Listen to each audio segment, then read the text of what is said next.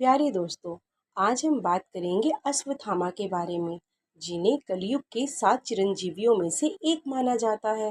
बताया जाता है कि अश्वत्थामा बहुत बलवान था। उसमें कई सौ हाथियों का बल था। अश्वत्थामा का जन्म एक ब्राह्मण कुल में हुआ था।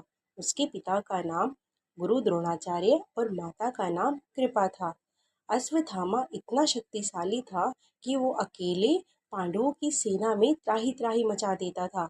उसने कौरवों की तरफ से युद्ध लड़ा था। उसने अपनी शक्ति का असली उदाहरण तब दिया जब पांडवों ने छल से गुरु द्रोणाचार्य की हत्या कर दी। उस समय अश्वत्थामा काल बनकर पांडवों की सेना पर बरसा था। बताया जाता है कि अश्वत्थामा के पास उसके मस्तक पर एक मणि लगी हुई थी। वो मणि इस बात का प्रतीक थी कि उसको कोई नहीं हरा सकता है।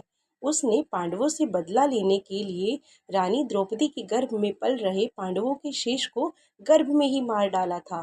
उसने इतना बड़ा कुकर्म किया था कि भगवान कृष्ण बहुत नाराज हुए थे। वो इतने क्रोधित थे कि वो चाहते तो एक क्षण में ही उसका वध कर सकते थे।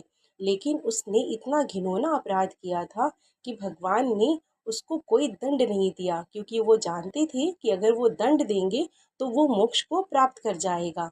इसलिए भगवान कृष्ण ने उसको एक श्राप दिया और कहा कि तुम इस धरती पर कलयुग के अंत तक ऐसे ही दुखों को भोगते रहोगे, हर क्षण कष्ट में रहोगे, लेकिन तुम अपने पाप से मुक्ति नहीं पा सकोगे।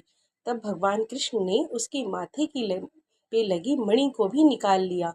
जैसे ही भगवान ने मणि को निकाला, वो खून से लहूलुहान हो गया।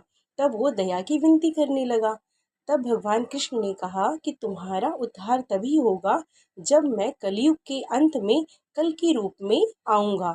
तब तक तुम ऐसे ही अपने दुखों को भोगते रहोगे। बताया जाता है कि अश्वत्थामा आज भी उसी घायल अवस्था में भगवान कल्कि का किसी वन अथवा किसी गुफा में इंतजार कर रहे हैं, ये सोचकर कि भगवान कल्कि आएंगे और उसको उसके पापों से मुक्त करेंगे। भगवान कल्कि भगवान विष्णु के आखिरी अवतार होंगे, जो जब कलयुग चरम सीमा पर होगा तब वो अवतार लेके धरती के कष्टों को मिटाने आएंगे और धर्म को फिर से स्थापित करेंगे। तो प्यारे दोस्तों, कैसी लगी आपको ये स्टोरी? मुझे कमेंट्स में ज़रूर बताएं और प्लीज़ मेरी चैनल को ज़रूर सब्सक्राइब करें।